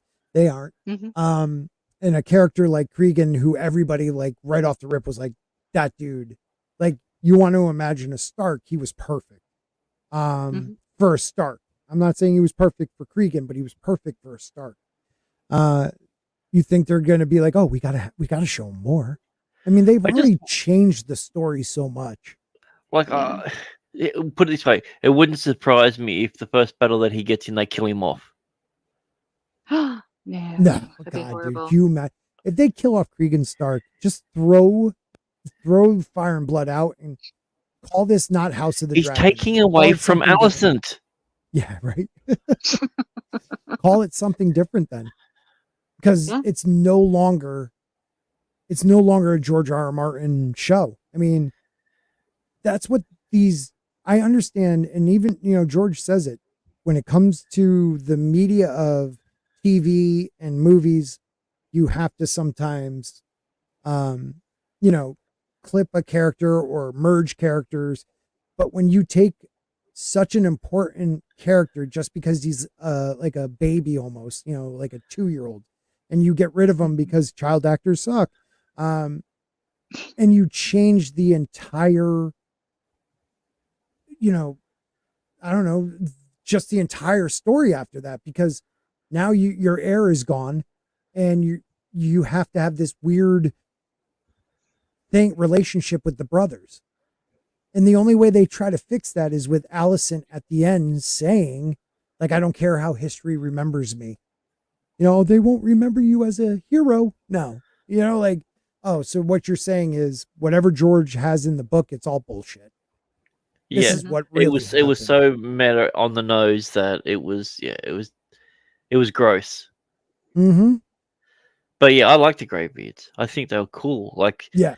you know, Yeah. I'm gonna have to look at that scene again. I gave Damon, Rhodes, and Shiz. The Dothraki are like barely demonic themselves when a horse, but they are on point in that nothing is safe to drink, and if your horse will not drink, you better not. Well, that is true. I thought that was Damon. I thought you were writing about what we were talking about. Sorry about that. Yeah, I don't know. The show is just, and I love that people love it. I really do. Rock on, enjoy it, but it's no longer in line with the story. You know? Mm-hmm. I mean, I didn't mind them, adding to the story a bit because there are points in history that are just forgotten if they weren't witnessed by enough people. Mm-hmm. So that didn't bother me. It was just when they changed the characters so much, made Yep. Damon's entire time, at Harrenhal a waste, made Jace a complete and utter ineffectual individual. But he was the one who was really pushing things or directing things at Yep. Dragonstorm when she was recovering. Yeah. So yeah, he stepped up while she stepped out, and there was none of that. Mm-hmm. So yeah. It's just and everyone's like, oh no, that I've heard people say how, oh no, it was cool how he like learned and went through like this therapy thing with these visions, but really the visions meant nothing until that final vision. Like Right. you literally had him all season working on being a better man and dealing with his past and what he did to his brother and his mommy issues and all this stuff. And then you give him the vision of the prophecy going forward to Danny. And it's like, oh, that's why I have to back you, because it's all written in stone. And I have to do this. And Like, it makes the scenes with oh gosh, forgot her name. Not Allison. Rhaenyra. Makes the scenes yep. with Rhaenyra even worth less because she's telling the story that Viserys told her. Mm-hmm. Surprised that Damon doesn't know. She's telling it, and it had no effect on him at that point. But only after he saw the vision later Right. on Right. did it matter. if they make the changes like they did with the first season with certain things, it's a bit jarring. But if they can make the story work, then that's good, and we'll Yeah. accept it. But Yeah. the problem is they didn't. They said that King's Landing was completely blocked off. No one can get in and out except for Allison, who can go willy nilly wherever she wants. Yeah. Well, Quite happily. and And Rhaenyra. Rhaenyra can get in, Yeah. and Damon can get in, and Yep. main characters can get in. Oh, and by the way, they drop up a bunch of food to an area where people can't get in, yet all the food gets brought into the city somehow. Yep. When it's completely blocked. Yeah. No ability to get to land. Well, we got to get rid of these characters that aren't in there, but we got to make sure that we show Allison floating in the water for a bit.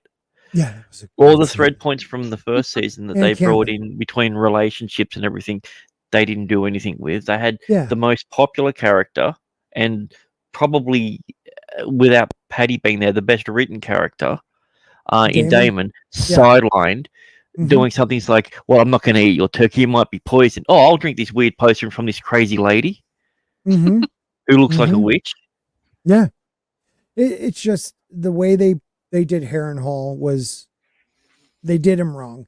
And then not having Aegon's second son changes the whole story in King's Landing. Mhm. I mean, well, here's the thing: Aemon- you gotta understand when it Aemon's comes like to modern Hollywood, you don't need to be a mother to be happy. And if you get rid of your kids, then you become the best version of yourself, just like Helena. Yeah. I would have been fine if Helena, like, they made it understood that she saw the death over and over and over and over and over, and now finally it's done, and like it's almost like a release. But they turned her from this weird spectrum person that's having visions and no one understands to this dynamic Galadriel. She looks like Galadriel. She's acting like Galadriel. She looked like Galadriel. she was able to enter a weirwood vision in Daemon's dream, which that just tells me now that whatever gods the Targaryens believe in is the same as the weirwood. Because how do you enter another god's dream? You know, like, I don't know, vision at least. And Aemon, who was like one of the characters that was gray, like he wanted to defend his brother's throne. He was there to protect his family. Now is either crying in a woman's lap in the fetal position because he killed somebody, and in the next episode he is murdering a town, just and threatening cause his sister to kill her if she doesn't fly a dragon. Like, what? Yeah, the one that he was in love with. Yeah, the one he was in love with, exactly. I don't know, but we're gonna call it a night, guys. Thank you, everybody. What called that? How to hit it at 2 hours. We're perfect. Grant, Tina, thank you for being here. Everybody in the chat, thank you so much for being here. We'll be back Saturday night for a more normal aluminum spork. We're going back to our conspiracies and theories and things like that. Ancient lost civilizations. And then we'll be back Tuesday next week for the Tyrion sample chapter. Thank you, Sonny. Thank you, April. Thank you, everybody. I appreciate you all being here tonight. Tina, you got anything, or Grant, you want to plug? No. The only thing I'm promoting is Sending Art Podcast on Friday nights with friends of the channel, Slender Dad and Little Chad, as well as other folks you've seen before. You might have heard of, Culture Casino and Mad Cheese Mo, Brahmable, those kind of I guys. get the link. They do I a might great jump show on. every Friday. Yeah, I might it's jump an awesome show. It's a lot of fun. It is a good time. Grant Gregory, Sir Grant Gregory. Oh, yes, I forgot. I'm sorry. We'll go out with a commercial and then an ending. Thank you, everybody. Where's the best place for content on the world of Ice and Fire? Right over there. See where I am pointing with my dagger? I just found Sporking News Podcast with me, Sporking. Make sure you like and subscribe. Good night, everybody. Good night, Grant. Good night, Tina.